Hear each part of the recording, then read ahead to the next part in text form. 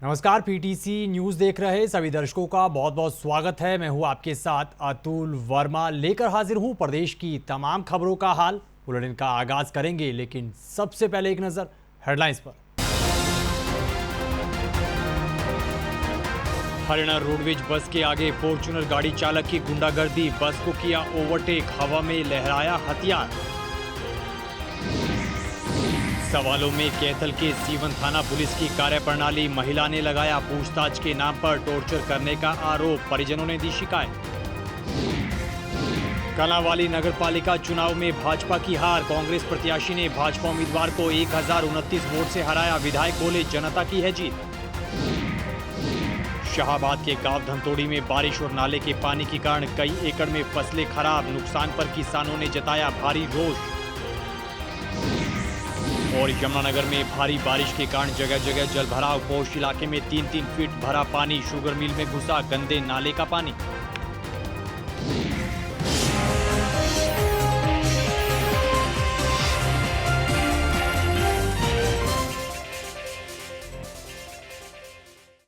तो चलिए बुलेटिन का आगाज करेंगे अहम खबर के साथ। हरियाणा रोडवेज की बस के आगे फॉर्च्यूनर गाड़ी लगाकर हवा में पिस्टल लहराने का एक वीडियो सोशल मीडिया पर वायरल हो रहा है। ये पूरा मामला सुबह करीब 9:30 बजे का बताया जा रहा है। रोडवेज कर्मियों के मुताबिक इसमें यात्री बाल बाल बचे हैं। जीन डिपो की बस वाया सोनीपत दिल्ली के लिए निकली थी और इसी दौरान लाठ जोली गांव के पास हाईवे पर फॉर्च्यूनर गाड़ी ने रोडवेज बस को ओवरटेक कर लिया और निकलने का रास्ता नहीं दिया। रोडवेज कर्मी के मुताबिक फॉर्च्यूनर गाड़ी चालक ने हवा में हथियार भी लहराया और करीब 2 किलोमीटर आगे जाकर गाड़ी डिवाइडर से टकरा गई और रोडवेज बस ड्राइवर और कंडक्टर ने इस पूरे मामले की शिकायत पुलिस को देने की बात कही है।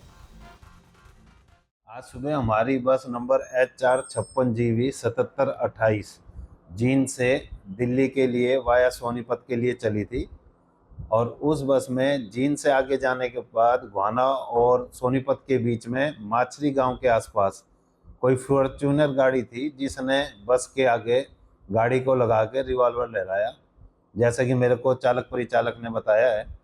और उसके बाद वो गाड़ी को भगा के ले गया। आगे जाके वो गाड़ी पलट गई। हमारे बस वालों ने 112 नंबर पे कॉल करके और उसको गाड़ी को भी और वो जो चला रहा था ड्राइवर उनको पकड़वा दिया, दोनों सोनीपत थाने में। सेवा, सुरक्षा और सहयोग का नारा देने वाली हरियाणा पुलिस इन दिनों सवालों में घिरती हुई नजर आई है। पूरा मामला कैथल के सीवन थाने का बताया जा रहा है, जहां पर एक पूछताछ के नाम पर महिला को 3rd डिग्री टॉर्चर दिए जाने का आरोप लगा है। जानकारी के मुताबिक इस पूरे मामले में महिला ने पुलिस पर कई गंभीर आरोप लगाए हैं और पूरे मामले को लेकर महिला के परिजनों ने अब शिकायत दर्ज करवाई है और मामले में संबंधित पुलिस कर्मियों और अधिकारियों पर कार्रवाई की मांग उठाई है। मामला क्या है जी, लाले गरवाड़ी का रिमांड ले रखा है पूरा पुलिस वाले ने जी। कौन से पुलिस वालों ने? सीवन थाने से जी। सीवन थाने से? हाँ जी। कितने पुलिस वाले हैं? ये है मतलब कि एक लेडीज है जी, 4 पुलिस वाले हैं जी। क्या नाम है? किन लोगों ने मारपीट किया है पुलिस वालों ने? नाम पता है? नाम का नहीं मेरा। SHO कौन है? किस मामले में लेके गए थे? क्यों किस मारपीट मामला क्या था? मैंने ये लाले लड़की बच गई थी, पड़ोस में था, तो उसके मामले में मैंने दोषी मानी थी नया, तो मैंने कर दी थी, तो इन्हें रिमांड ले लिया जी फिर पूरा। कितने दिन पिटा है इसको? एक ही दिन पिटा जी पूरा। एक दिन? हाँ। कौन से दिन की बात है ये? परसों की है, कल की बात है जी। कल की बात है? हाँ जी। आपको बुलाया गया था दोबारा कुछ मारपीट करने का? ना जी, मेरे नहीं बुलाया। अच्छा। हाँ। तो फिर आपके पास कैसे पहुंची है? ये मेरा के जी मोहम्मद मामा ने शीर्ष पाई जी पूरी मेज पे। तो उसने मैं बुलाया, आवाज़ देकर इसको दवाई लिया दवा के। तो मैं डॉक्टर के ले गया जी, उन्हें नागपाल के। तो मैंने फिर फ़ोन करा इसके लो, अभी आके देख लो भाई। तो सीरियस हो रही थी बहुत ज़्यादा। डॉक्टर साहब ने बोले अभी इन्हें सरकारी में ले दो। यहाँ एक सूचना मिली थी डायल 112 के माध्यम से कि भी किसी लेडी के साथ मारपीट हुई है। तो फिर क्या देखा गया और उसके बाद क्या आगामी कार्रवाई की जाएगी? पुलिस मौके पर पहुंची है सरकारी हॉस्पिटल में। बाकी जैसी ये दरखास्त देंगे उसके नियमानुसार कार्रवाई की जाएगी। हरियाणा में तीसरी बार सरकार बनाने वाली भारतीय जनता पार्टी को कलांवाली नगरपालिका चुनाव में हार झेलनी पड़ी है। इस चुनाव में कांग्रेस ने बाजी मारी है। जानकारी के मुताबिक कांग्रेस उम्मीदवार महेश गोयल ने भाजपा उम्मीदवार सुनील गर्ग को 1029 वोटों से मात देकर जीत हासिल की है और नगर पालिका के प्रधान पद पर कब्जा जमाया है। वहीं कलावाली विधायक ने इस जीत को जनता की जीत करार दिया है। देखिए, कांग्रेस की जीत हुई है। कांग्रेस के जिस प्रकार से तमाम कांग्रेस जन एकजुट होकर हमने चुनाव लड़ा और ये भाईचारे की जीत है, ये शराफत की जीत है और ये जो हमने आज तक कालांवाली के लोगों के लिए किया, हमने चाहे उनके मुद्दे उठाए, चाहे उनके लिए काम किया, उसकी उस पे मोहर है कि उन्होंने कालांवाली में एक ईमानदार और सच्चे आदमी को लोगों ने साथ दिया और महेश कुमार जी जो कांग्रेस के उम्मीदवार थे उनको जिताया। इससे मैं कहता हूं कि कालांवाली को पूरी ताकत मिलेगी। देखिए, पूरा रोड मैप बनाया जाएगा, लोगों को सुविधाएं मिले, वहाँ पे सीवरेज व्यवस्था ठीक हो, गलियां ठीक हो, पानी पीने का ठीक मिले। हम इसको लेके पूरा रोड मैप बनाएंगे और उसी पे काम करेंगे। भारतीय जनता पार्टी के 11 साल के शासन से लोग तंग थे। पिछले 9 साल से उनका चेयरमैन था और सरकार चला रही थी, परंतु कोई काम नहीं हो रहा था। लोगों ने अपना प्रतिशोध लिया है और सरकार के खिलाफ वोटिंग की है। ये हमारा भाईचारा मजबूत हुआ है कालांवाली का, बड़ा अच्छा हुआ।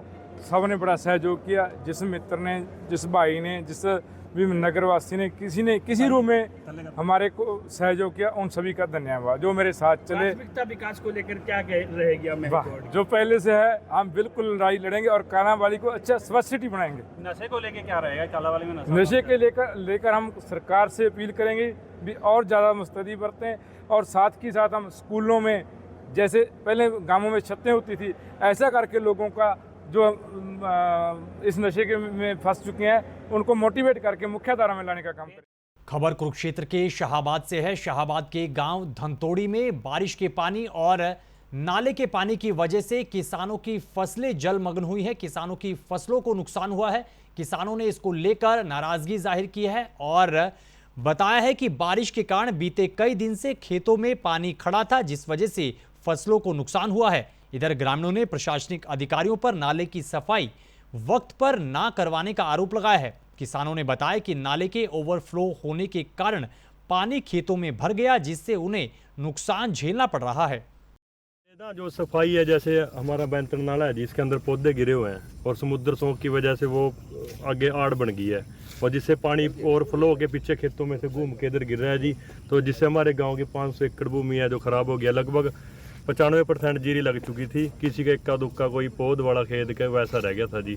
और जो ये पानी निकासी का है, जैसे यहाँ से मसाना में जाओगे आप, राहुल फैक्ट्री के सामने जो मक्की वाला खेत है ना जी, उधर से कम 5 इंच ही रह गया जी कुछ, उधर भी बेड़े लग चुकी है। अगर वो आगे से सफाई हो तो पानी की निकासी बनेगी। अदरवाइज हमारे यहाँ गाँव में पानी 1 महीने के लिए ठहर चुका है और ना यहाँ पे बोरों का भी खतरा है जी। यहाँ वो आप दिखा सकते हो, देखो ये देखो बोर कितने दिख रहे हैं जी पीछे। बिल्कुल ही बहुत ज़्यादा नुकसान है जी।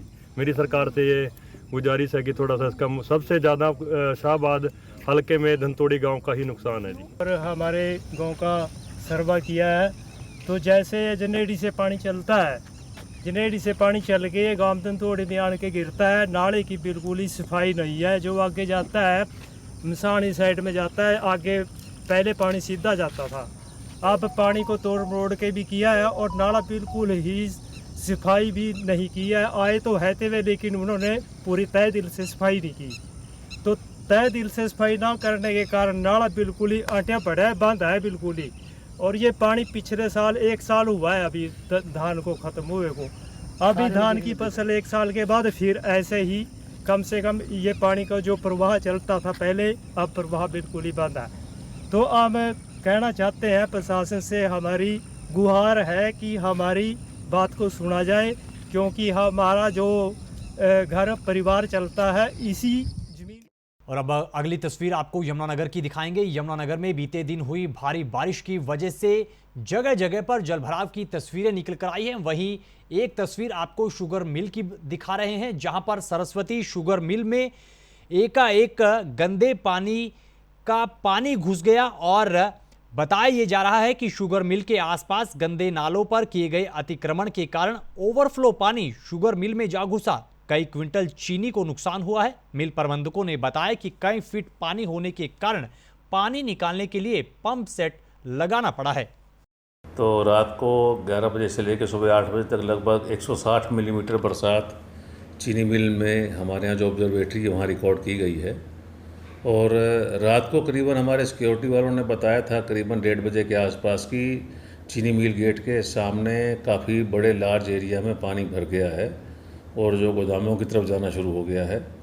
तो हमारे यमुना सिंडिकेट में चीनी मिल गेट के सामने जो गोडाउन्स हैं उनमें 2 गोडाउन हैं, 230 और 232 नंबर। इनमें करीबन 2,20,000 कुंटल चीनी है। इन दोनों गोडाउन में पानी करीबन 3-3, 4-4 फुट सवेरे हमने खुद जाके देखा भरा हुआ था। उसके बाद पंपिंग सेट लगा के और अपने सबमर्सिबल पंप लगा के और मैनुअल लेबर लगा के पानी को निकाल के काफ़ी हद तक हमने अभी भी करीबन 1 से 1.5 फुट पानी खड़ा है उन गोडाउन्स में। तो डेफिनेटली अभी देखने में आकलन ऐसा लग रहा है कि उसमें से करीबन 6 से 7 लेयर तक नीचे की तरफ से चीनी बिल्कुल गीली हो चुकी है, बोरियों में पानी जा चुका है। परंतु क्योंकि चीनी की एक नेचर है कि वो हाइग्रोस्कोपिक होती है, पानी को बहुत जल्दी सोखती है, तो वो जो चीनी के जो ऊपर की लेयर्स हैं उस तक भी बहुत जल्दी पानी जाने की संभावना है। खबरों में आगे बढ़ेंगे, अगली खबर का जिक्र करेंगे। अगली खबर यमुनानगर जिले से है। यमुनानगर में बीते दिन हुई बारिश की वजह से जगह जगह जलभराव देखने को मिला है। पौष इलाके मॉडल टाउन में 3-3 फीट पानी जमा हो गया, जिससे स्थानीय लोगों को आने जाने में काफी परेशानियों का सामना करना पड़ा है।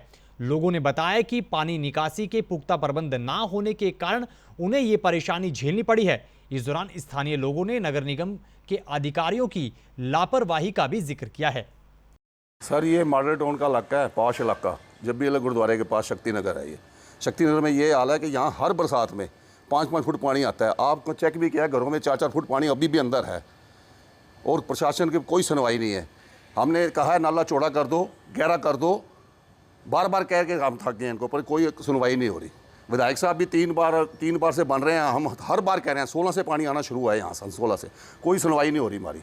क्योंकि किचन तक पानी है, खाने पीने को कुछ नहीं है। सारी रात सोई नहीं सर, 1 मिनट भी, सारी रात जाके बैठे हैं। पानी आप अंदर, मेरे घर भी देख लो, इधर देख लो, डॉक्टर साहब के बाहर इधर देख लो, उनके देखो कितना ऊंचा मकान कराया उन्होंने, उनके अंदर भी घुस जाता है पानी। रात को भी अंदर पानी था। इधर देख लो, कक्कड़ साहब का घर है, उनके घर, इधर बत्रा जी के घर देखो, सारे घर देखो, सबके घर पानी घुसा हुआ है।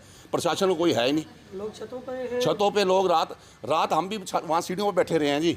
डर लगता है करंट आ जाए, कुछ आ जाए, क्या करे, पानी इतना हो जाता है। 5 फीट पानी है, 5 फुट पानी है भाई साहब, कुछ नहीं बचा। बच्चे 2 बच्चे हैं छोटे छोटे, वो देख लो, बीमार है, कल से बच्चा है। उसकी माँ रात की लगी हुई है, उसकी चाची जी लगी है, चाचा जी लगे हुए हैं। कहाँ जाए हम लोग हैं? नुकसान क्या नजर? नुकसान बिल्कुल कुछ नहीं बचा। खाने को कुछ नहीं है। बच्चा 11 बजने को, 10 बजने को है, बच्चा भूखे बैठे हुए हैं। घर में कुछ नहीं है खाने को, आटा चावल दाल सब बह गए हैं। अभी 3-4 दिन पहले बारिश आई थी, तब भी हमारा कुछ नहीं बचा था। बच्चे लेके आए इमरजेंसी में, थोड़ा लेके आए, वो भी रात को 12 बजे से अब तक कुछ नहीं बचा हमारे घर में। जैसे किसी घर में, हमारे शक्ति नगर में कुछ नहीं बचा जी। हम एक का अपना नाम नहीं लेते, शक्ति नगर में कुछ नहीं बचा। आप खुद देख के आए हो।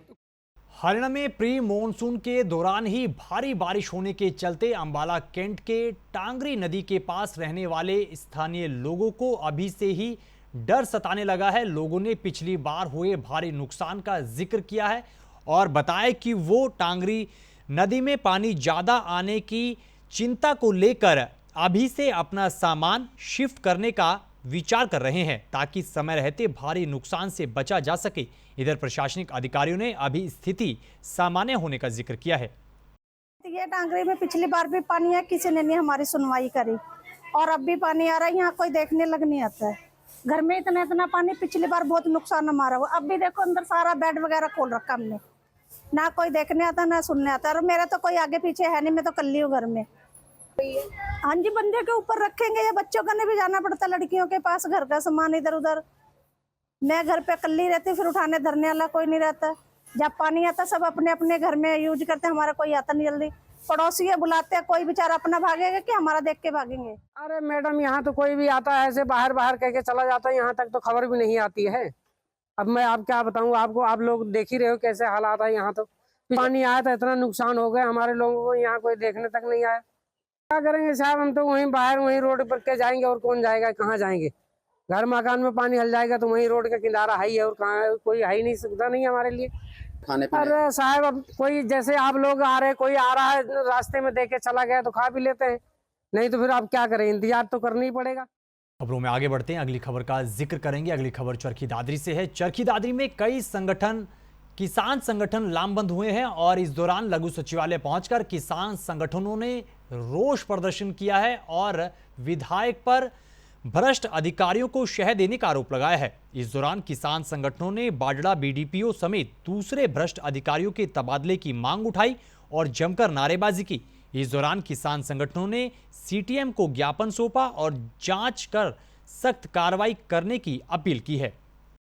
ये हमने आज जो बाडड़ा के अंदर तत्कालीन नवनियुक्त बीडीपीओ हैं उनका तबादला करवाने की मांग को लेकर लिया है, क्योंकि वो जिस समय अग्रोहा के अंदर बीडीपीओ का चार्ज था वो एक गमन के मामले में जेल काट के आ रहे हैं। और हम तो विधायक को संदेश देना चाहते हैं कि अब अवसर है आपको धरने पर बैठने का, क्योंकि पब्लिक की मांग है।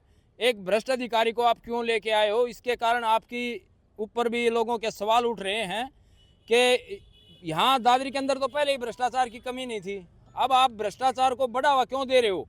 और वो भी एक महिला कर्मचारी के दरवाजे पर बैठ करके वहाँ पर धरना प्रदर्शन किया। महिला के ऊपर धरना प्रदर्शन जैसा शस्त्र उठाना पड़ा, इससे तो अच्छा होता आप मुख्यमंत्री के दरवाजे पर जाके बैठते, हम भी 20-30 गाड़ियाँ लेकर जाते। जी हमारी मांग है कि एक बेईमान को लेके आए थे, 3 बेईमानों को यहाँ से तबादला करवाओगे तो विधायक को मानेंगे अच्छा काम कर रहा है। खबरों में आगे बढ़ेंगे, अगली खबर का जिक्र करेंगे। अगली खबर बहादुरगढ़ से है। दिल्ली से सटा गेटवे ऑफ हरियाणा यानी बहादुरगढ़ के इंडस्ट्रियल एरिया में रहने वाले लोग इस वक्त काफी परेशान है। इंडस्ट्रियल वेस्ट जलाए जाने के कारण स्थानीय लोगों को काफी परेशानियों का सामना करना पड़ रहा है। लोगों के मुताबिक फैक्ट्री वेस्ट को जुआ ड्रेन के साथ लगते कई जगहों पर खाली प्लॉट में डालकर आग लगाई जा रही है और आग से उठने वाले धुएं और बदबू से उन्हें भारी परेशानी हो रही है। लोगों के मुताबिक प्रदूषण नियंत्रण विभाग इस पर कोई सख्त कार्रवाई नहीं कर रहा।